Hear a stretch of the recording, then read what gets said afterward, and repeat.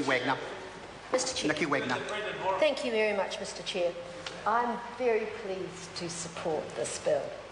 It's very exciting that we're going to have 3 new subantarctic marine reserves. As we've noted in the House tonight, New Zealanders really do care about the environment and are closely connected to the sea and really have embraced the idea of marine reserves.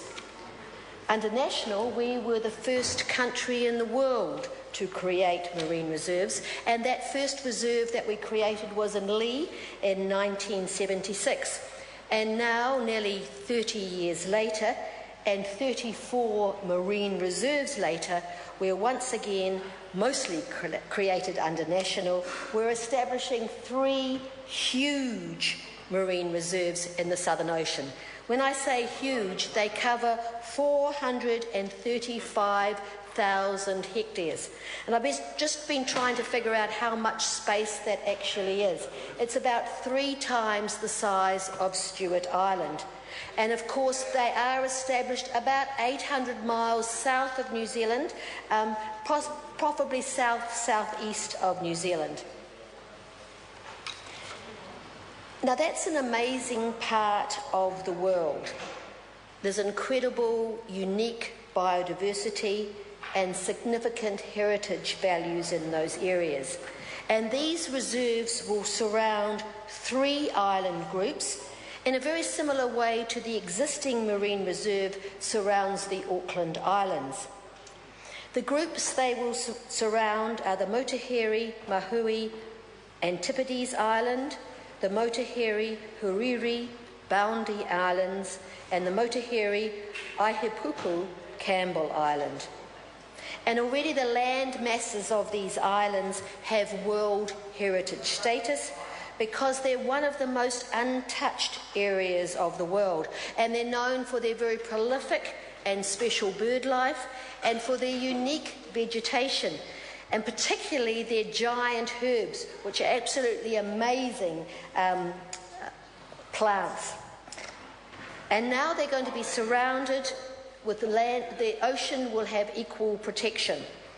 Now, the Local Government and Environment Select Committee enjoyed working on this bill because we were really keen to see these reserves put in place, and we learned a lot about this fascinating area. In fact, there was quite a lot of information about the plants that were there and about the fish and about the bottom of the seabed, and it was a particularly interesting thing to do.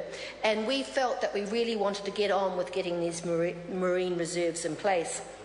We all supported the majority of the bill, but there was some debate over the size of the marine reserve, particularly around Motuheri, Aihipuku, the Campbell Island.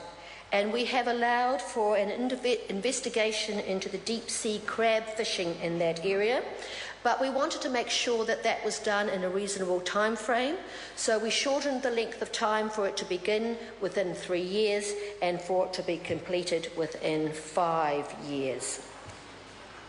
I would also like to comment on some of the discussion about the amount of oceans that we have protected as marine reserves.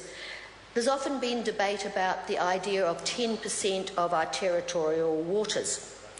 And in this case, when we add these subantarctic reserves, we will bring that up to 9.5% of those territorial waters. And of course, we have more marine reserves in the pipeline.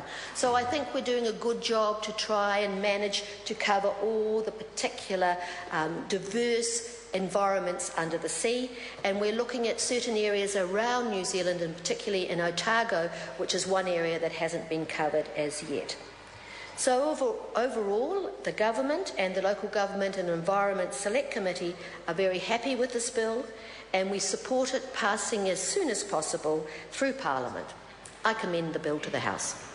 I call Andrew Williams. Andrew Williams. Thank you very much, Mr. Chair. Firstly, in terms of the Subantarctic Islands Marine Reserves Bill, can I wish the Minister all the very best for his cruise down to these islands on a naval vessel in the next coming weeks. And in that respect, it is interesting that the very